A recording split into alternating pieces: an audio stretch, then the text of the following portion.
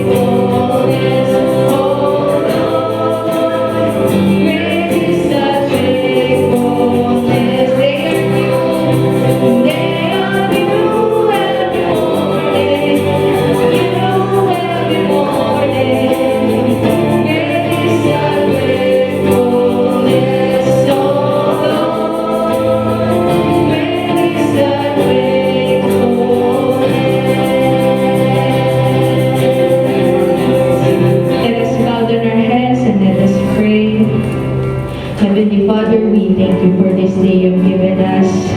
Thank you as we remember your solemn sacrifice, your death on the cross. We remember how victorious you are and how good and great Father you are to us.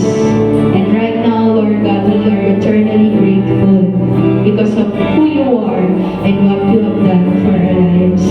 Lord, we celebrate this day of your victorious conquering the power of sin over us, Lord God, defeating death, Lord God. Thank you for washing our sins with your own blood, for cleansing us. Lord, we humble down ourselves before you. Here we are, we worship you in spirit and in truth. Please cleanse our hearts, our minds, and our bodies that we may be worthy in worshiping your name today. We glorify you, we lift you up in the highest. We give you praise. In Jesus' mighty name we pray. Amen.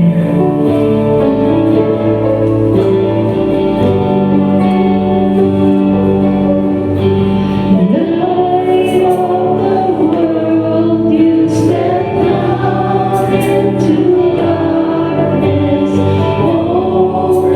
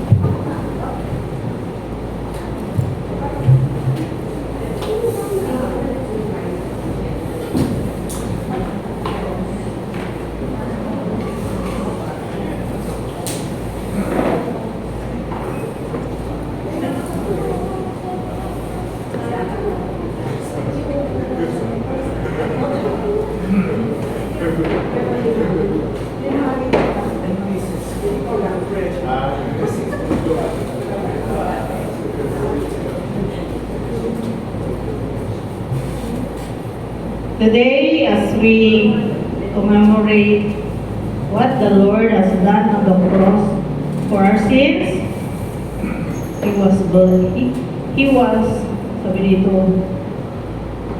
our Savior believed, He died, and for such a world, yeah, we are for the world because of our sins. The cross is a symbol of His great love and mercy to us, and all these things in our lives, the burdens, the sins, our transgression, are washed away by the precious blood of our Lord Jesus Christ. As we sing our hymn this afternoon, let's remember, let's commemorate the cross of Jesus Christ.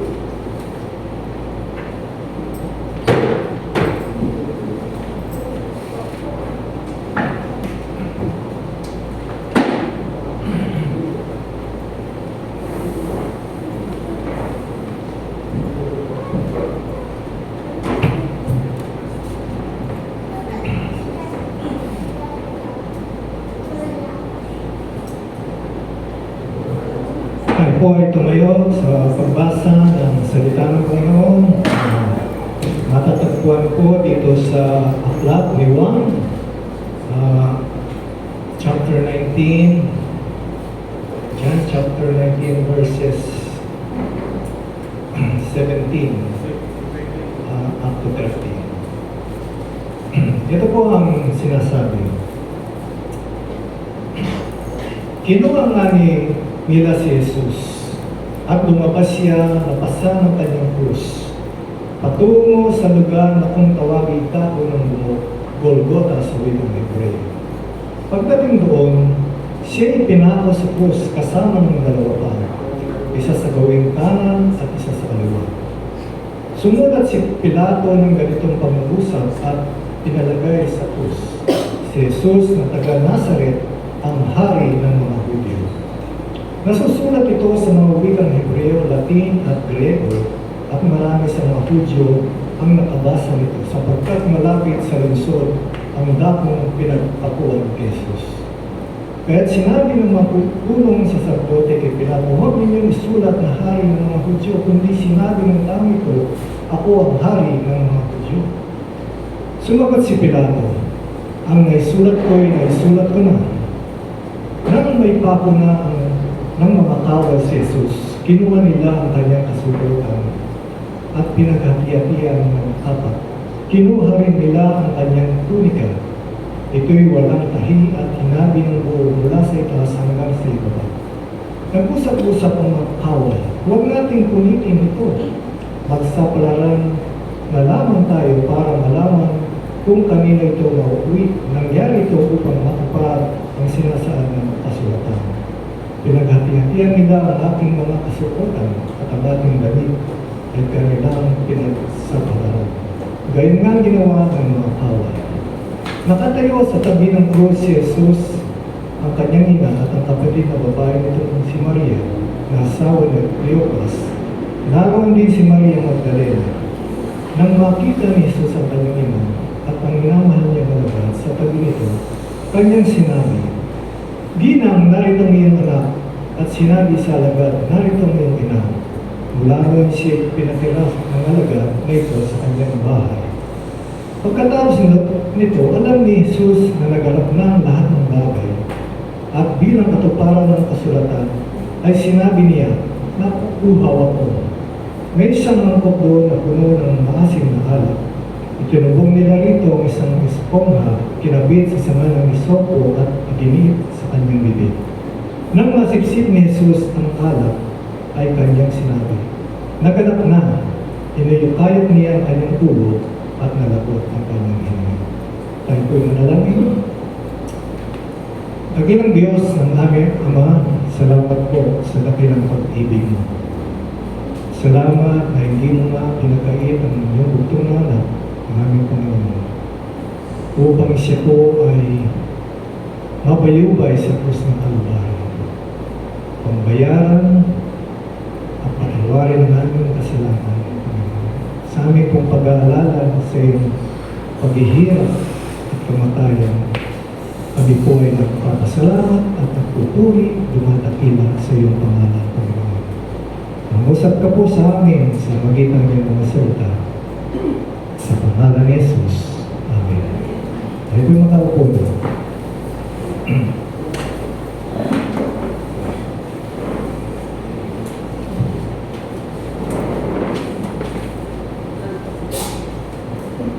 Sa mapapasa po natin dito sa John 19 na ang sabi doon na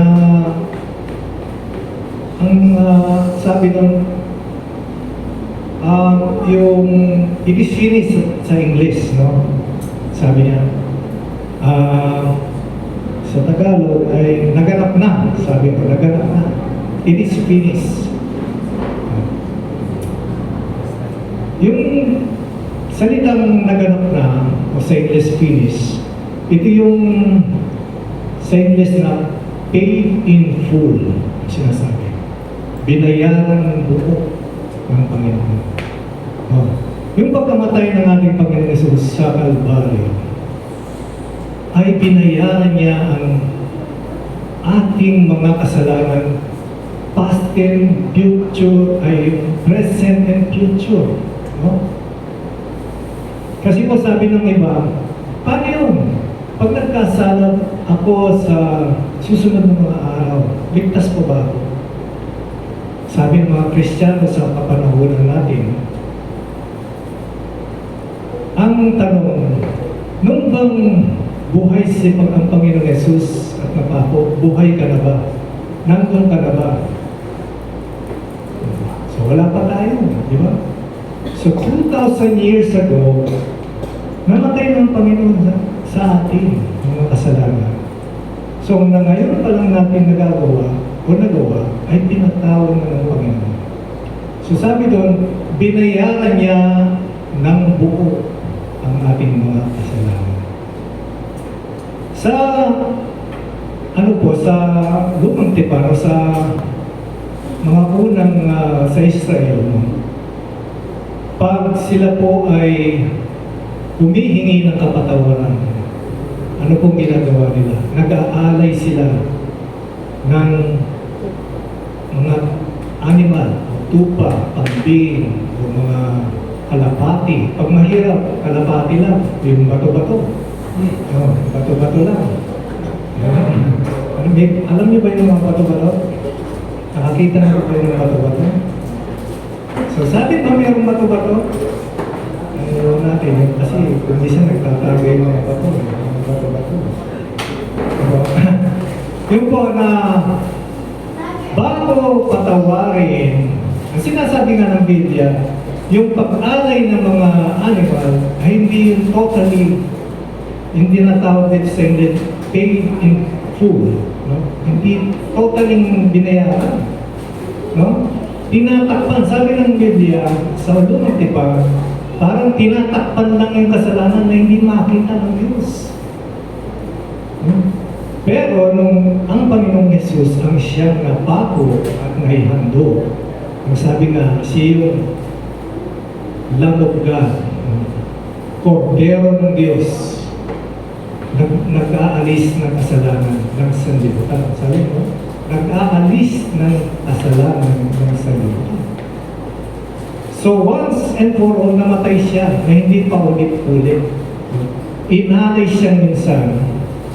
So sabi pa nga dun sa 1 Peter 3:18, na namatay ang Panginoon, pinatay siya dahil sa atin upang tayo ay maligtas. Sabi po doon na kung walang pagbubuo ng dugo, walang kapatawaran ng kasalanan ng tao. So yun po yung mga Israelita, pag sila po nagkakasala, paulit-ulit yung paghahandog ng mga animal. No?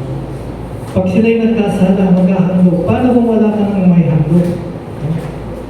Diba? At napakahirap nun, pag pumunta ka sa templo, naglalakad lang ng malayo. Nakakatungkot po ngayon, kahit na malapit lang tayo, hindi tayo nakakarating.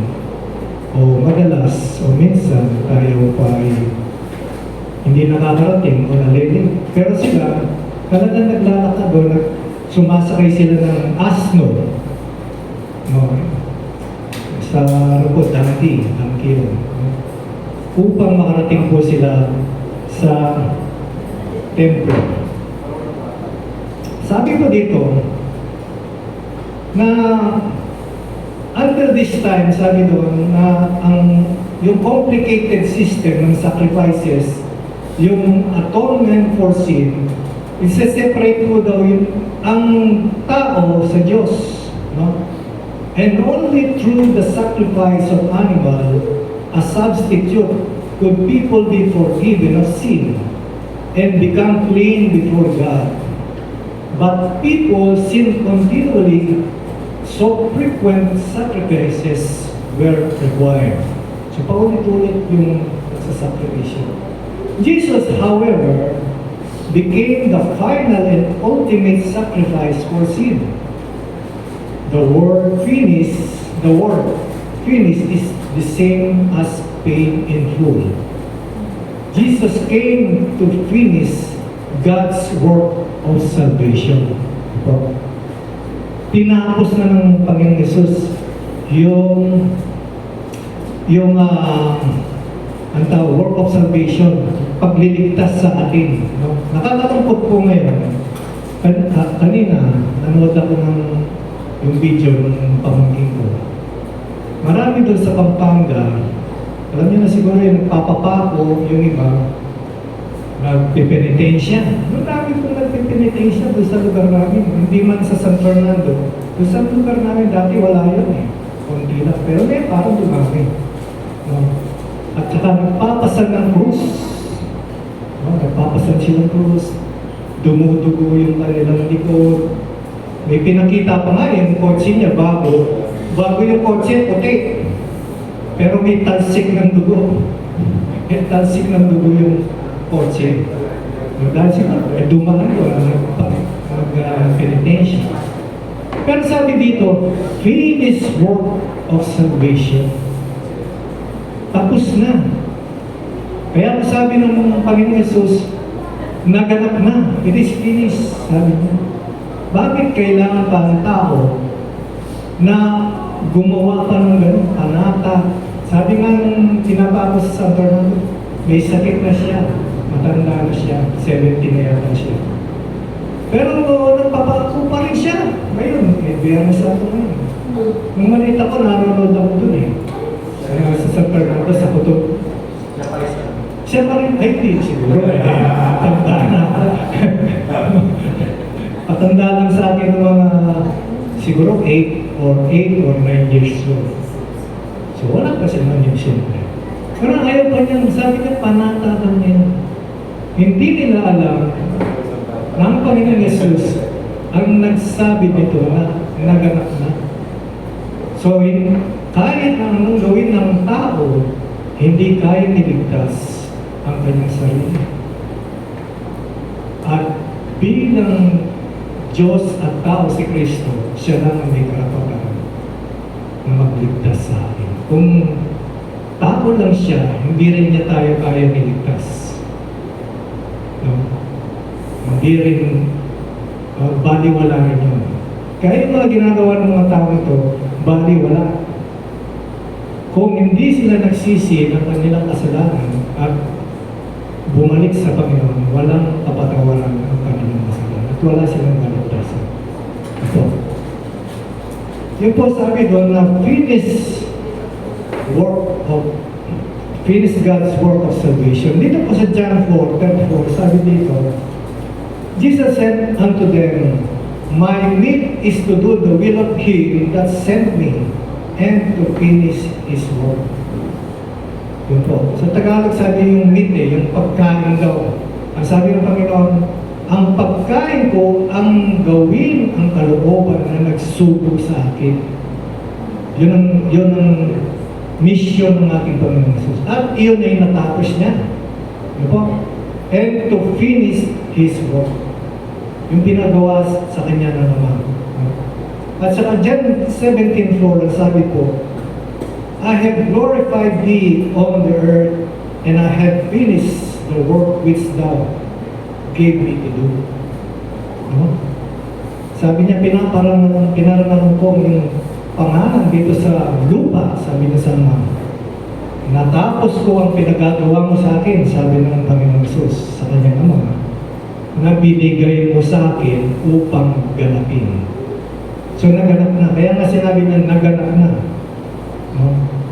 Kaya wala pong tao ng pwedeng substitute na sinasabi natin. Walang substitute. Dapat tayo ang mamatay sa krus dahil tayo nagkasala. Di ba? Ang Panginoon Jesus ay wala siyang kasalanan. Kahit anong kasalanan, walang bahid ng kasalanan. Tayo ang dapat na ipako sa krus. No? Siguro kada Biyernes Santo may pinapako. Mapahig ba kayo doon? Mapako kayo? Hindi po, ayaw mangyari sa atin ng Panginoon yung pagdurusa, kahirapan na dinanas niya hanggang sa kamatayan. No? Ang tao ngayon sa social media, mabas lang sila. No, nagpapakamatay yung iba, nagsusuicide. No, pagsalitaan lang sila ng hindi magaganda, masasama. So, nagpapakamatay sila o na-depress sila. No? Ang Panginoon Jesus, maraming insulto ang natanggap niya. Pero tinanggap niya yun alang-alang sa atin. Tiniis niya ang kahirapan, pang-insulto, maging sa kamatayan ay tiniis niya. Kaya niyang patayin lahat ng mga sundalo, di ba? Isang iglap lang, o isang angel lang, kaya pumatay ng more than 100,000. Isang angel pa lang. Ilan yung angel? So, hindi po ginusto ng Panginoon yun. Dahil, sabi nga, sa sobrang pagmamahal niya sa atin, no, ibinigay niya ang kanyang buhay para tayo ay magkas. Kaya po din, ngayong Semana Santa, ating pong alalahanin. Hindi man Semana Santa, araw-araw nating dapat alalahanin yung pag-ibig ng Diyos sa atin na binigay niya ang buhay niya upang tayo po ay maligtas sa kapamakan. Sabi, Jesus came to finish God's work of salvation, to pay full penalty for our sins. With His death, the complex sacrificial system ended because Jesus took all sin upon Himself. Now we can freely approach God because of what Jesus did for us. Those who believe in Jesus' death and resurrection can live eternally with God and escape the penalty that comes from sin. Kung tayo magtitiwala sa Panginoon, naniwala tayo doon sa kanyang kamatayan, doon na hindi natin na-witness yun, no? Di natin nakita ng ating mata, pero naniniwala tayo. Kaya nasabi ng Panginoon, mapalad yung mga tao kahit hindi siya nakita ay naniniwala sa Kanya. Nananampalataya sa Kanya. Mapalad tayo. No. Kaya po, kung sino man tao na dumapit at magtiwala at maniwala na namatay si Kristo para sa Kanya, yun po, na binayaran niya ng buo at walang utang, no? Faith in full, yun po ang ginawa ng Panginoon. Sabi dito, we can freely approach Him. Tayo ay lumalapit sa Kanya at tayo bibigyan niya. Sabi nga sa John 3:16, for God so loved the world that He gave His only Son, for those whosoever believe in Him should not perish but have eternal life. Sabi ko doon. Kung sino man, hindi lahat. No, hindi kasi sabi ng iba, lahat naman tayo, lahat naman ng tao ay anak ng Diyos. Totoo ba yun? Ang sinasabi ng Bible, sabi ng Panginoon, ang tatay niya ay si Satanas. Sabi niya. Pag tayo sinungaling, ang tatay daw ay si Satanas. Kasi si Satan, ang father of lies. No? Yun po, kung tayo ay maniniwala mananampalataya sa ating Panginoon na siya ay namatay, ibinigay niya ang kanyang buhay upang tayo po ay maligtas, tayo po ay magkakaroon ng pangako niya na buhay na walang hanggan. Napakadali po ng buhay natin sa mundong ito. No? Maraming problema. No? Problema natin ng langis, problema natin ng trabaho, mga jobless, no? Hindi man, ano? Marami tayong problema. Kung ito lang ang mundo ang inaasahan natin, miserable tayo. Kaya yung looking forward, yung eternity, doon yung pag-asa natin. No? Yun ang hinahanap natin marating. Kasi doon ang pangalan ng Diyos ay paraiso, sabi nga niya. Buhay na walang hanggan, na walang hanggang kaligayahan. Kaya po, inaanyayahan tayo ng Panginoon na tayo ay magtiwala sa Kanya. Gawa lang na natin yan. No? Meron na dito sa atin na hindi pa kilala ang Panginoon Jesus. Hindi pa tinanggap. Yun po ang paanyaya ng Panginoon na kung sino man ang manampalataya sa Kanya ay bibigyan niya ng buhay na walang hanggan. Kaya po, ito napakahalaga yung kamatayan ng ating Panginoon Jesus dahil ito yung pinambayad niya sa atin. Sabi nga, hindi silver at gold ang pinambayad sa atin, kundi yung precious blood ng Panginoon Jesus Kristo. So, tayo po ay tumayo at tayo po ay manalangin. Panginoong Diyos, naming Ama, maraming pong salamat sa dakilang pag-ibig mo sa amin, Panginoon. Na hindi mo kami hayaang mapahama, kundi ibinigay mo ang iyong bugtong na anak. Inilapit mo kami sa iyong anak upang kami po'y makakilala sa Kanya at tanggapin. Kami po'y nananampalataya, nagtitiwala, O Diyos, na siya po ay namatay para sa aming kasalanan. Nagbayad sa aming kasalanan. Kaya po, kami po ay nagpupuri at dumadakila sa iyo, Diyos. Sa dakilang pag-ibig mo sa amin. Sa kaligtasan, sa buhay, kamatayan ng aming Panginoon Jesus ay binigay niya sa amin. Namin po inaalala sa araw-araw, hindi man po sa araw na ito, kundi araw-araw kami nagpapasalamat, O Diyos, sa kabutihan mo sa amin. Puri ka namin, O Diyos, at pinapagsalamatan ang pangalan ng Panginoon Hesus Kristo. Amen. Amen.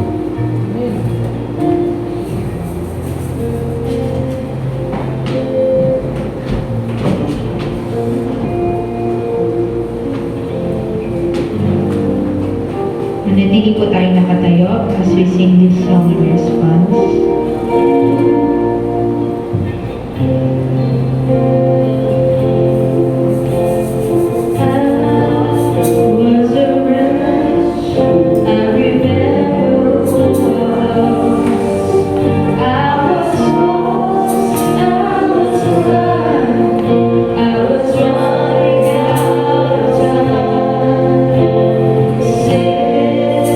Separated, and reached was far too wide.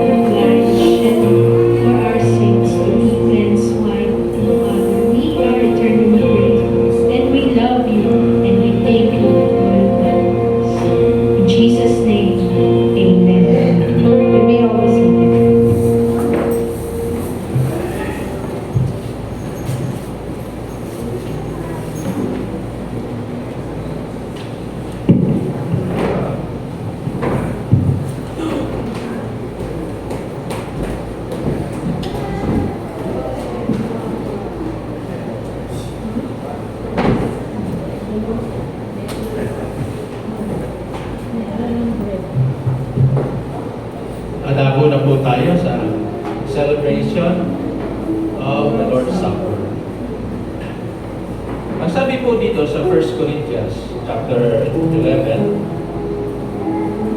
verse 28 to 29. Sabi rito, everyone ought to examine themselves before they eat of the bread and drink from the cup. For those who eat and drink without discerning the body of Christ, eat and drink judgment on themselves.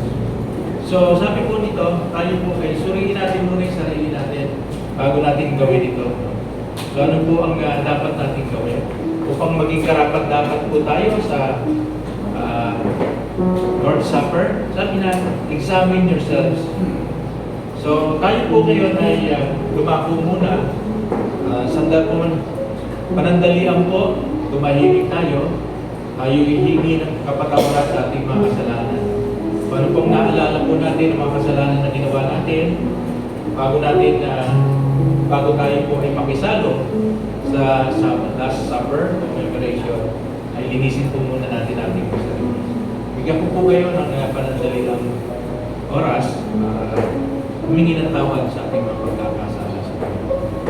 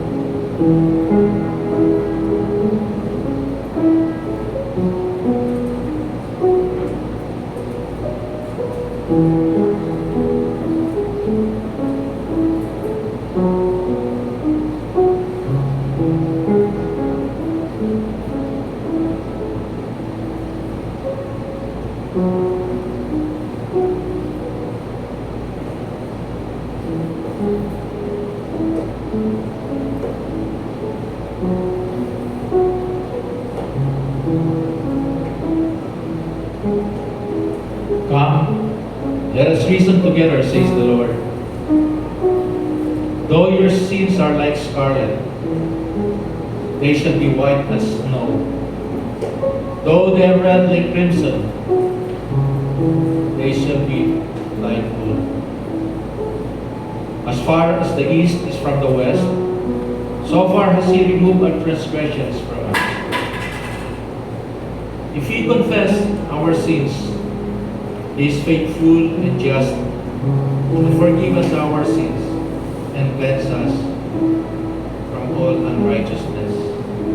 Dakilang Diyos, Ama naming lahat.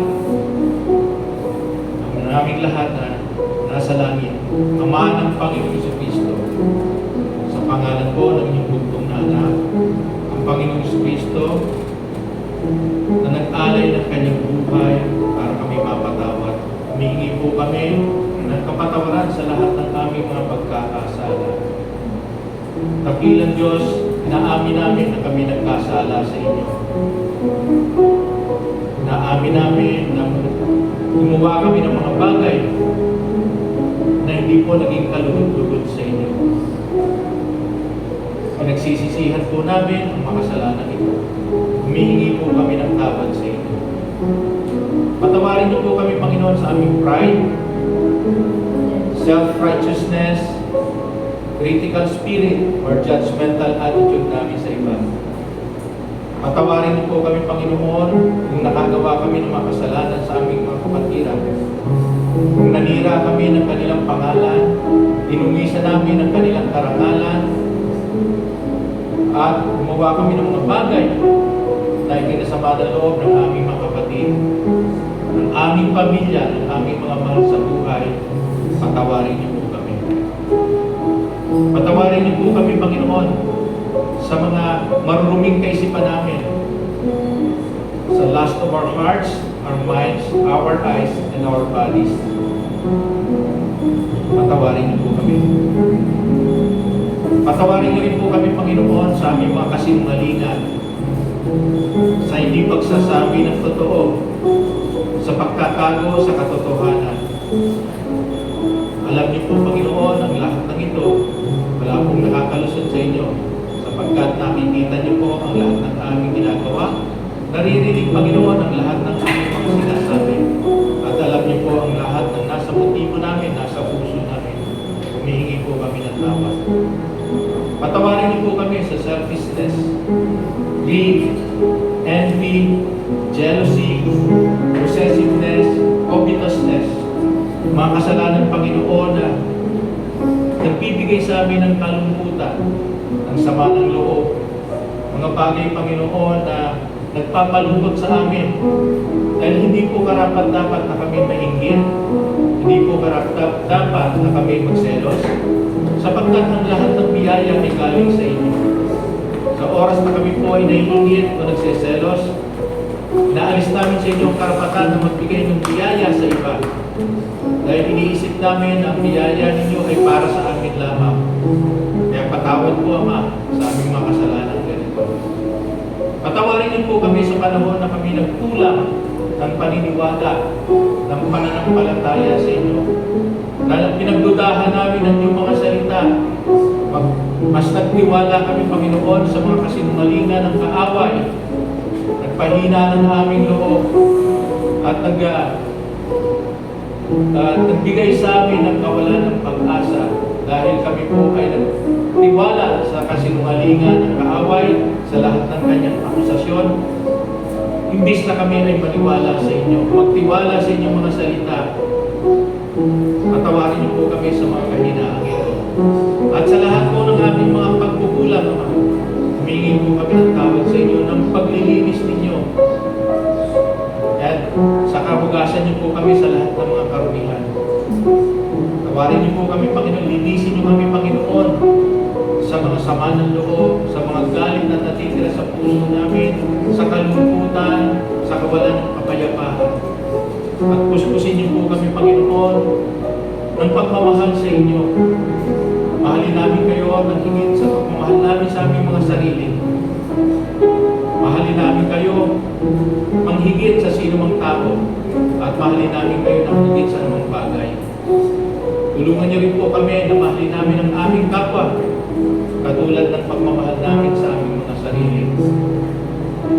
At higit sa lahat, dahil sa pagpapatawad niyo sa amin, pinatatawad namin ang mga nagkasala sa amin at naway patawarin din kami ng aming mga nagawa ng kasalanan. At humingi kami ng tawad, Panginoon, sa lahat ng aming mga pagkakasala sa inyo. At puspusin niyo po kami, Panginoon, ng bunga ng banal na Espiritu, ng love, joy, peace, patience, kindness, goodness, faithfulness, and self-control. Salamat po, Ama. At naway sa oras na ito ay maging karapat-dapat na po kami sa pag-celebrate ng inyong Lord's Supper. Dahil ito po ay inyong utos na gawin namin bilang pag-aalala sa ginawa niyong sakripisyo para sa amin. Salamat po muli, Ama. Dalangin namin ito sa inyo sa pangalan ko ng Panginoon si Kristo. Amen. At ngayon ay tinatawag ko po si Brother na at si Big Bro. At gagawin natin yung distribution o hati-hati, tinapay ng Bro.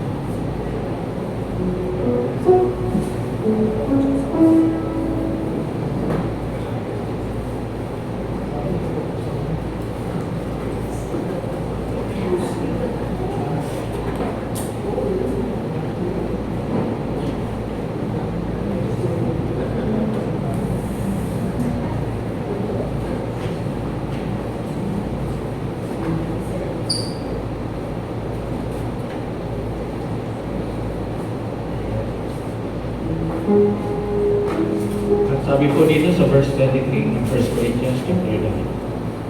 For I received from the Lord what I also passed on to you. The Lord Jesus, on the night he was betrayed, took bread. And when he had given thanks, he broke it and said, "This is my body, which is for you. Do this in remembrance of me." So basically po natin kayo ang tinapay nito.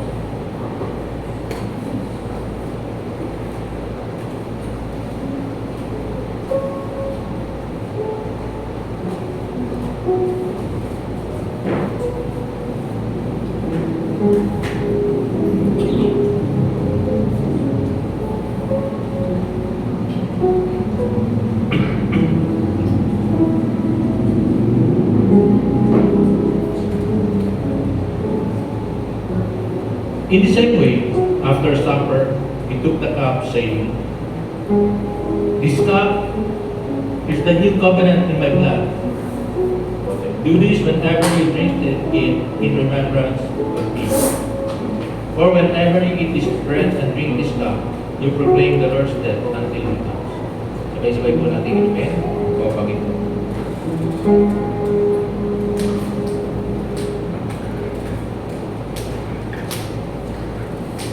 Panginoong Jesucristo,